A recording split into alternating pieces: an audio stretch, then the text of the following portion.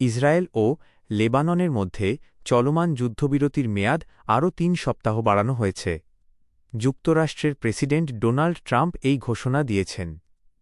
ওয়াশিংটনে দুই দেশের প্রতিনিধিদের মধ্যে সাম্প্রতিক উচ্চপর্যায়ের বৈঠকের পর এই সিদ্ধান্ত নেওয়া হয়েছে।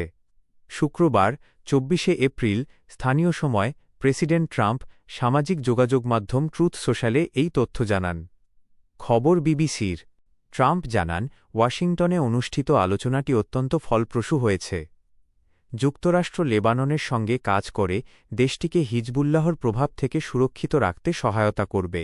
তিনি ইঙ্গিত দেন, এই প্রক্রিয়া বৃহত্তর আঞ্চলিক কূটনৈতিক প্রচেষ্টার অংশ, যার মধ্যে ইরান সম্পর্কিত উদ্যোগও রয়েছে।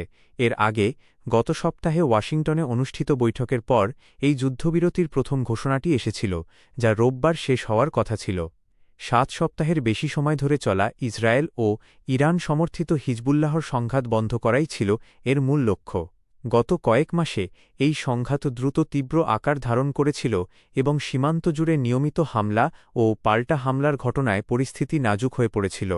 ওভাল অফিসে সাংবাদিকদের সঙ্গে আলাপকালে ট্রাম্প জানান, লেবাননের প্রেসিডেন্ট জোসেফ আউন এবং ইসরায়েলের প্রধানমন্ত্রী বেঞ্জামিন নেতানিয়াহু শিগগিরই হোয়াইট হাউসে সফর করবেন। তিনি মনে করেন, লেবাননের সামনে হিজবুল্লাহ একটি বড় চ্যালেঞ্জ।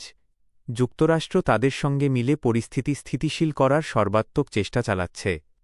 বৈঠকে উপস্থিত লেবাননের রাষ্ট্রদূত নাদা হামাদেহ মোয়াওয়াদ এবং ইসরায়েলের রাষ্ট্রদূত ইয়েখিয়েল লেইটার ট্রাম্পের মধ্যস্থতাকে ঐতিহাসিক হিসেবে অভিহিত করেছেন। লেইটার বলেন, লেবানন থেকে হিজবুল্লাহর ক্ষতিকর প্রভাব দূর করাই উভয় দেশের প্রধান লক্ষ্য। এই লক্ষ্যেই তারা কাজ করে যাচ্ছেন। উল্লেখ্য, ৩০ বছরের মধ্যে এই বৈঠকটি ছিল ইসরায়েল ও লেবাননের মধ্যে প্রথম সরাসরি উচ্চ পর্যায়ের যোগাযোগ। বিশ্লেষকদের মতে, এই কূটনৈতিক উদ্যোগ ভবিষ্যতে বৃহত্তর সমঝোতার পথ খুলে দিতে পারে। তবে যুদ্ধবিরতি কার্যকর থাকলেও মাঠ পর্যায়ের বাস্তবতা পুরোপুরি ভিন্ন। এখনও উভয় পক্ষ একে অপরের বিরুদ্ধে যুদ্ধবিরতি লঙ্ঘনের অভিযোগ তুলছে। বৃহস্পতিবার রাতে হিজবুল্লাহ উত্তর ইসরায়েলে রকেট হামলার দাবি করেছে, যা ইসরায়েলি সামরিক বাহিনী প্রতিহত করার কথা জানিয়েছে। সংঘাতের এই পটভূমিতে মানবিক পরিস্থিতিরও চরম অবনতি হয়েছে।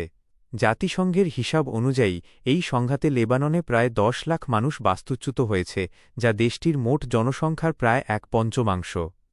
দক্ষিণাঞ্চলের বহু গ্রাম ও বসতবাড়ি ধ্বংসস্তূপে পরিণত হয়েছে। লেবাননের স্বাস্থ্য মন্ত্রণালয়ের তথ্যমতে এ পর্যন্ত অন্তত ২,২৯৪ জন